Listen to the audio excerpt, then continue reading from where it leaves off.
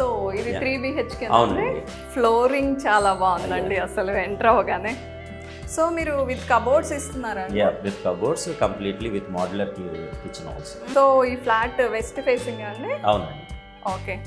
So L shape hall లాగా అంటే like ఇలా అవునండి 8 లాగా వచ్చింది. సో డయాగ్నల్ గా gives you some personal privacy ఉంటుందండి.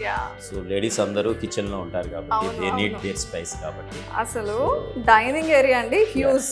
యాక్చువల్ గా ఎల్ షేప్ లో కానీ జనరలీ ఇంత లెంత్ రాదు కదా, జస్ట్ ఆ డైనింగ్ వరకు సరిపోయేలా ఉంటుంది. చాలా లెందీగా కూడా ఉంది. సో ఇక్కడ చిమ్నీ స్పేస్ అదంతా ఇచ్చినట్టున్నారు కదా. That is the chimney space. And we give this modulars also. ఇది ప్రొఫైల్ హ్యాండిల్స్ అండి. ఈ ప్రొఫైల్ హ్యాండిల్స్ యూస్ చేసి this is all with plywood with laminates. ఇది మాస్టర్ బెడ్రూమ్ అండి. రైట్.